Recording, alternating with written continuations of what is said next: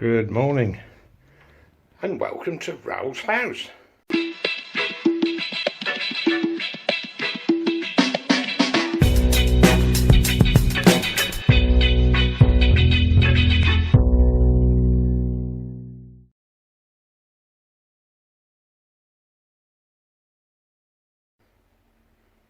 Well, actual fact, we're not indoors. We're back out in the garden, putting that fence up. Yeah, finally we got to this bit with the slab. Got a couple out. That's the second one I got out. And I've only got that section to do now. It's not been too bad. I thought this stump was going to be a problem, but apparently not. Anyway, it's only a foot, but it'll be enough for me to get the fence in, because I need to do that. But I've got to work all the way along here. The problem I've got now is because it's spring, lots of birds are nesting, and I don't think you'll be able to see it, but there's a pigeon in there sitting on eggs. So I don't really want to upset that too much. And there's lots of nesting birds in those bushes. I keep seeing them going in and out, and now does not seem to be the right time of year to be chopping all that down. That's the great thing about having a garden that's somewhat overgrown, in that you do get a lot of wildlife.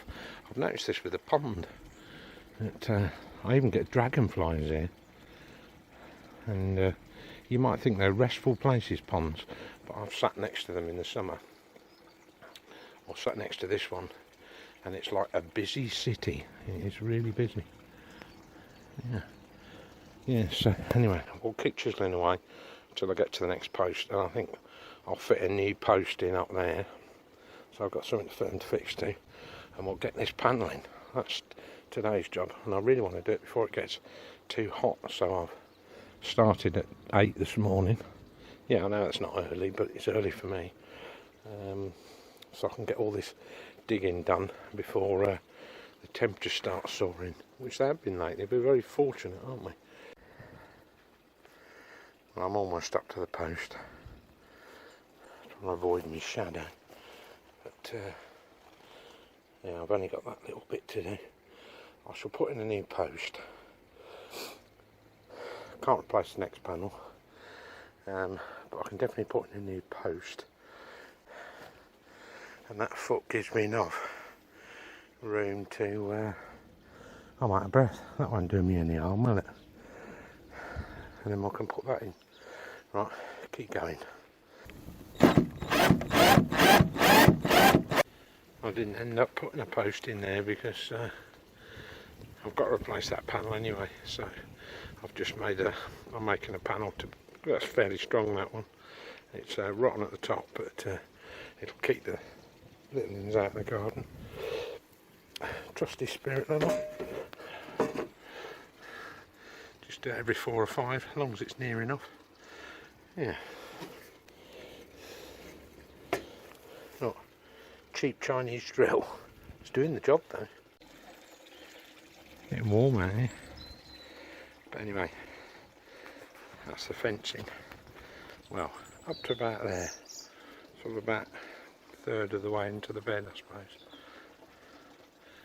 Yeah, that'll do. And then when it cools off a bit later, I'll come and move all these bamboos back. That'd be nice, and I can have a good sweep up.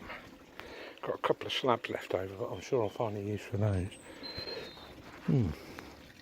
Very pleasant. This is my thoughts on gardening, and I see lots of other people's gardens. I see people that will come round and pave your drive and all this sort of stuff, but we're losing sight of the fact that we are not supporting our insect life, and that does include things like wood lice and worms, which all have their part to play in a garden, and even things like hedgehogs, you know, because all these patios and decking, it doesn't really encourage them in. And admittedly, this is, well, my sister calls it an established garden. That's a nice way of putting it. Yeah, it's a little wild and woolly in places. But I don't want to make it Spartan. Someone, who shall remain nameless, suggested that I open this garden up. I'm not quite sure what that meant, but I think the word lawn came into it. But I thought, well, yeah, then I've got to go out and mow the damn thing all the time. No, much better to have a paved area, which I've got. My father used a combination of paving slabs and the edgings off of railway platforms. Rather nice. So, if it's well planted, and I know from having sat out in this garden just how many birds and bees.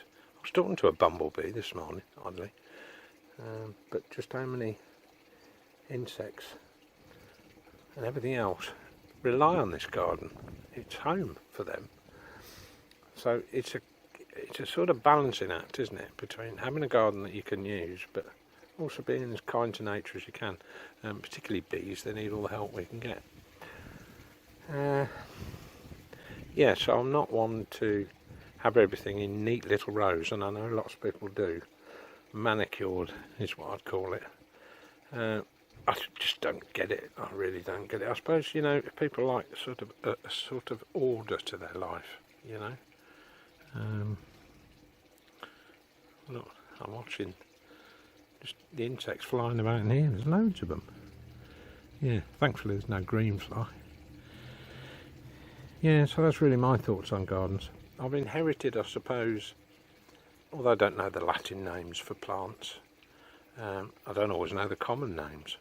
So I have to rely on my mum or my sister to tell me what they are. And I don't suppose I'll ever get such an interest in gardening that I'll need to know all the Latin names. But what is nice to know is which plants flower in the winter, because if you've got a fairly Spartan garden, you know it can be very depressing, can't it, in wintertime, because there's just nothing to look at, you know. But if you concentrate on plants and shrubs that only flower or give a scent, whichever, in the winter months, you'll have a garden that you can go out and sit in it at any time, and will certainly enjoy it, rather than just those that put in summer bedding plants and then, you know, they go around deadheading the roses, if that, and that's it. They just sweep their drive or mow their lawn. Yeah, it's not for me. Yeah, I like the fact that it's always busy. I have tried to. They are in decline, aren't they, hedgehogs? But I have tried to accommodate them. And between me and the neighbour that side, we're leaving hedgehog runs. You know, leave one fence panel with a little gap under it, so at least they've got a route through. And there is a frog around the pond, but I haven't heard him for a while. I suppose they come and go. Yeah. Fish very gracefully walking around that corner. My albino heron, I think either I'm going to have to paint him or do something else with him, because he's certainly not putting off herons. Yeah, the blackbird's coming in. Right, so for the rest of the day, I've really got to have a good tidy up here now, and a good sweep up, and prune some more shrubs back, and then create myself another pile of wood for burning. I think all these fence posts and stuff now can all be stacked up this end of the garden, and then we'll gradually start to work out what we're going to do with this bed here. I think probably I will make a sort of tall planter. No, it's not the right word, is it? Yeah, bed with a wooden retaining wall, something like that, maybe railway sleepers. So it keeps it away from the fence, but still acts as a bed. It is a little deep, that bed. I would like to cut it back a little bit, maybe in a little alcove there where you could put a couple of chairs, don't know. Yeah, so that's what I'm doing. I'm sitting out here deciding what to do with this mess. Incidentally, if you're wondering what this netting is, well, it's plastic netting around the pond. It's to save hedgehogs from drowning. because unfortunately they tend to step off, go in, and then they've got no way of getting out. So if you do have a pond, at least put a plank in it that they can climb up. But this netting does stop them, because as they get forward they haven't got a proper footing. So that's why that's round the pond. I've no idea what this is. My brother-in-law and my sister-in-law and my mother will certainly know, but they smell beautiful. That's a keeps.